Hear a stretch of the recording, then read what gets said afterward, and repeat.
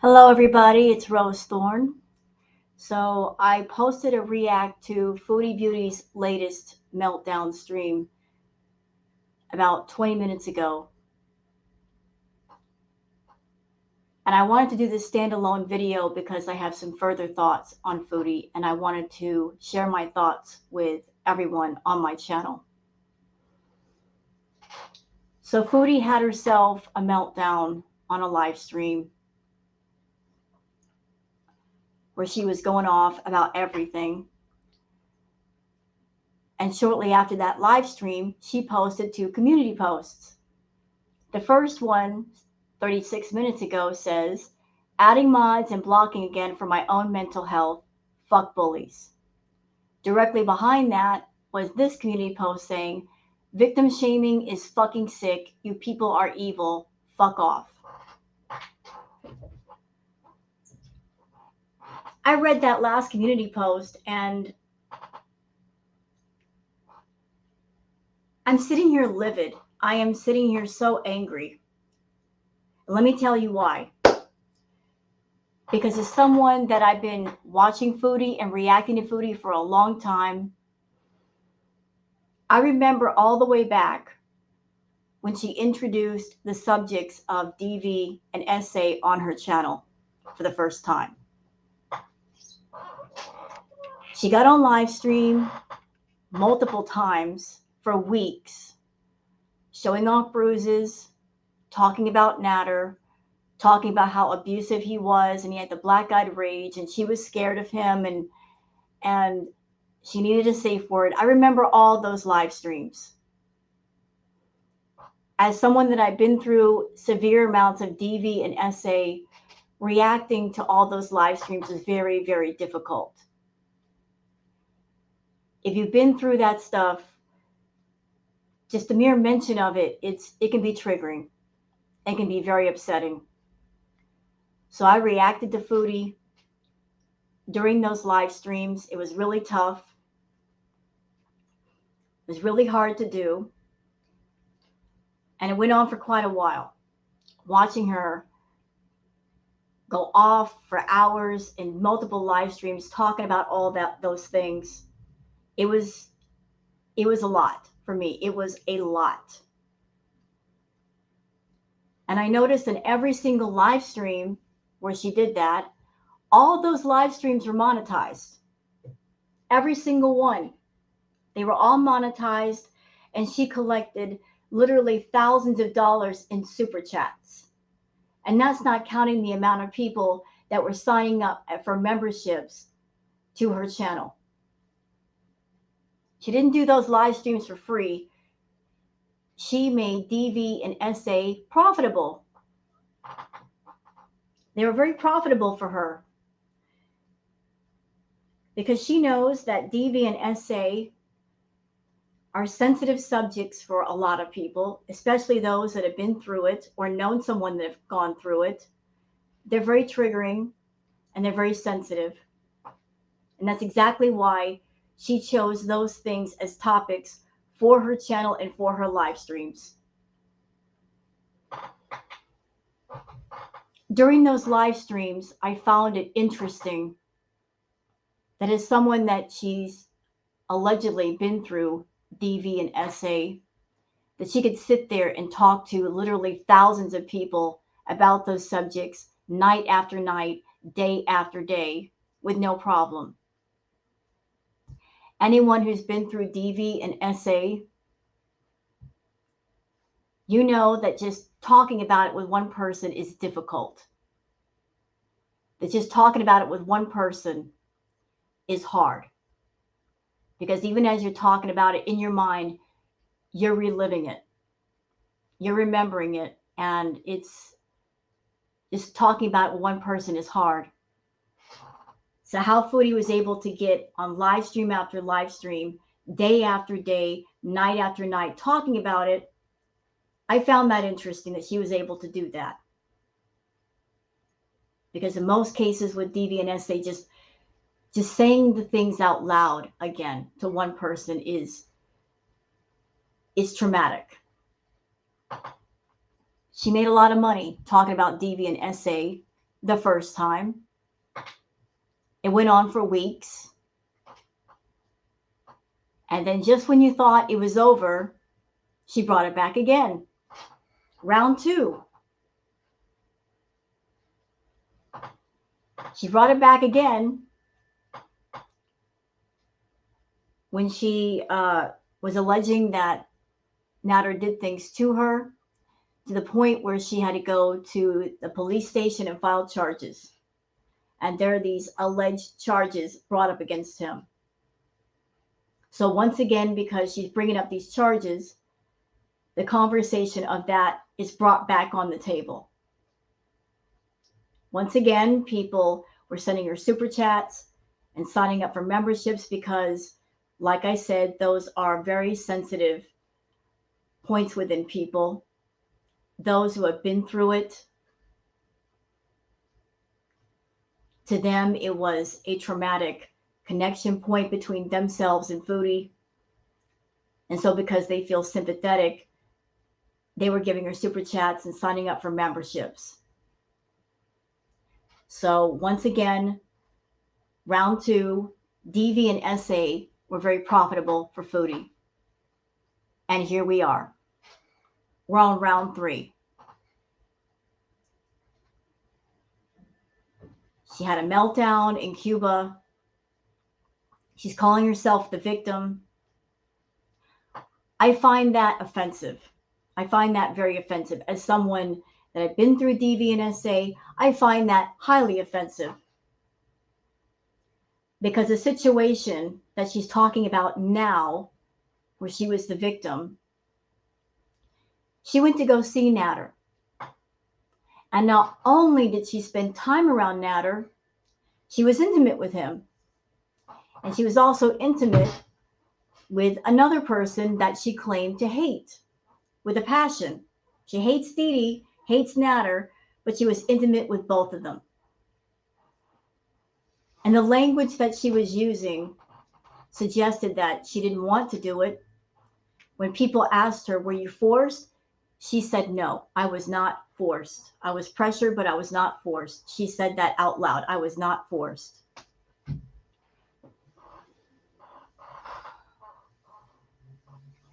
That leads me to believe that she was a willing participant. She went through it. He did not force her to go through it. She could have gotten up and left the room and not done anything, or she could have chosen to say no before it started. She chose to do whatever it is that happened there. Here's something else that I find interesting.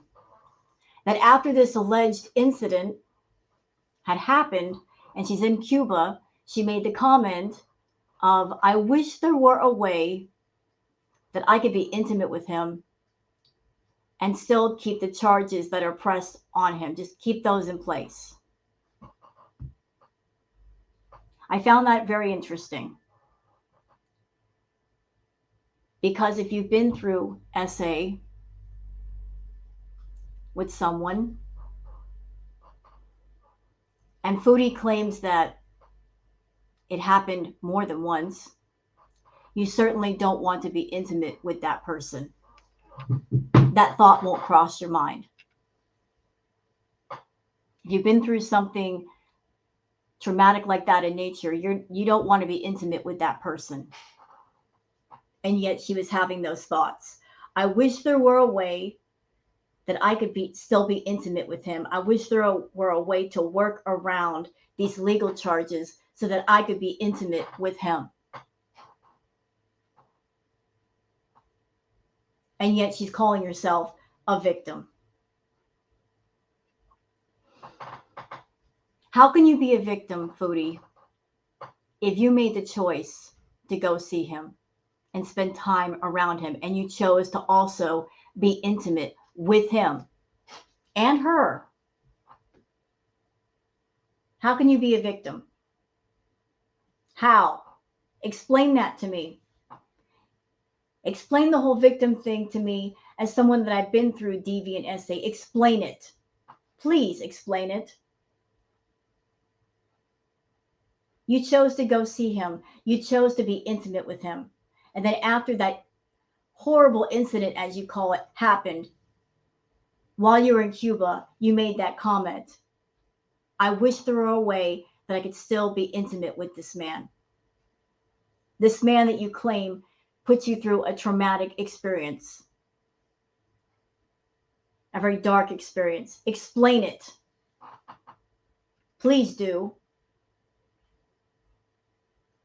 Because when the essay happened to me, I sure as hell did not want to be intimate with that person ever again. Explain it.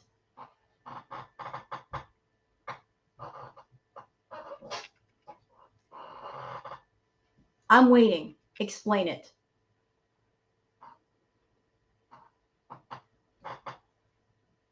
I'm livid over the fact that Foodie has taken DV and SA and used them not only as talking points on her channel, but talking points that she made into something profitable. She made a hell of a lot of money talking about DV and SA on her channel more than once. More than once. I think there's no word in the English language to describe how evil and vile I think that is. To make a mockery of those of us that have been through DV and SA for fucking real. I think it's horrible and vile and evil that she's using the pain of others and turning it into profit. DV and SA are triggering for a lot of people. I know this because I saw all the comments on all those live streams that she did on her channel and on mine. People talking about how watching Foodie, listening to Foodie triggered the hell out of them. Some of them even saying that they had to go into therapy because of it, because of watching her, and it triggered something inside of them and they need to go back into therapy. Did Foodie read those comments and stop talking about it? Did she stop monetizing her streams? No. It was way too profitable. Way too profitable. She just kept going. She made a lot of money the first round. She made a lot of money off the second round. And here we are again. Here we are again. She had an occasion with Nader and Didi. Now she's crying victim. How can you be a victim, Foodie, if you went to go see Didi and Nader, you chose to be intimate with them, and then after the fact, you're making the comment, I wish there were a way, some workaround that I could still be intimate with this man, this horrible person that you claimed DV and SA on, to the point where allegedly you filed charges on him. I don't get it. Explain it to me.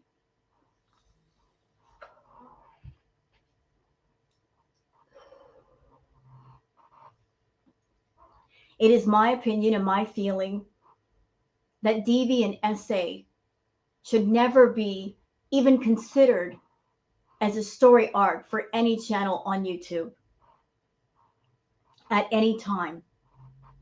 It's not right to turn it into a story arc and profit off of other people's pain. And yes, Foodie, that's what the fuck you're doing.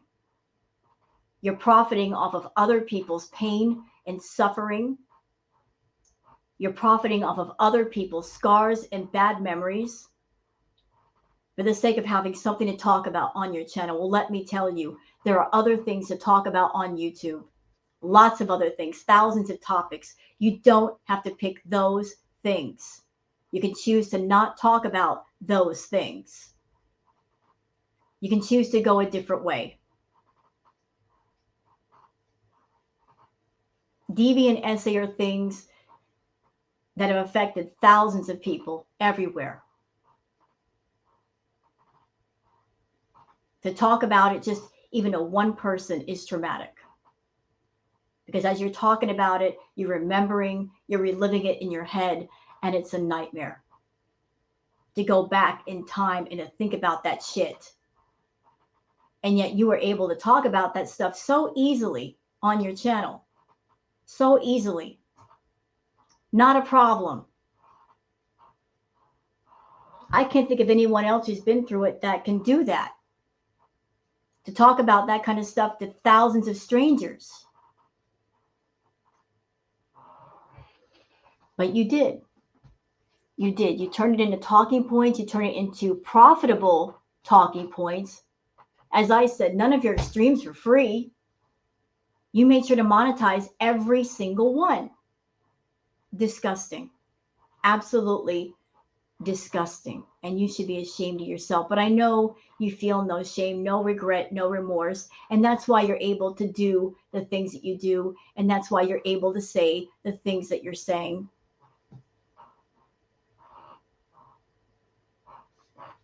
Find other things to talk about, Foodie. It's not fair to bring this dark, toxic, triggering shit to your channel. Again, it was bad enough the first round. It was bad enough the second round. Now you're bringing it back again because you're mad at Natter because he's not giving you attention or picking up the phone or answering your texts. Suddenly, because of that, you're playing the victim. You're claiming all this crap. Stop it. Just stop it. Find some other ways to make a story arc. Talk about anything else that's not going to trigger people. It's not right. It's not fair. You have no business making money off of other people's pain and suffering. And when you talk about deviant essay, that's exactly what the fuck you're doing. I'm someone who's been through it, and I see you all the way over here, and I see what you're doing, and it's vile. It's horrible. Cut it the fuck out. Cut it out. You can't claim deviant essay on somebody just because you're mad at them and you want to get back at them and you're trying to use those things to control them because they're not doing what you want. If deviant essay are real, you do not use them as ways to manipulate people. To use those things to hold over their head because you're not getting what you please. Just cut it out, Foodie.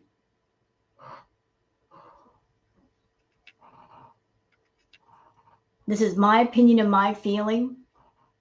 If Natter did the things that you say he did, you wouldn't be over there saying in a live stream in front of all kinds of people, oh, I wish there were a way that we could still be intimate.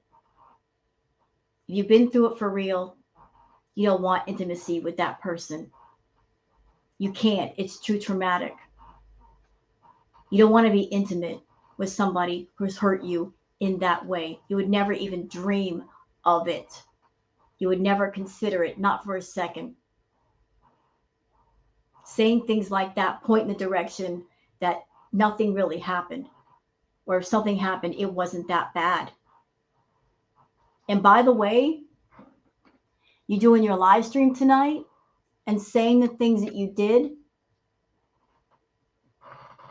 you can't get mad at people for replying. You put stuff on the YouTube, you put stuff on the internet. If you make a point to say things on YouTube on a public forum, then the public has a right to reply with their opinions, with their feelings, and you can't get mad at them and say they're victim shaming. You chose to get on YouTube tonight and show your whole ass. You did. Nobody forced you. You did that.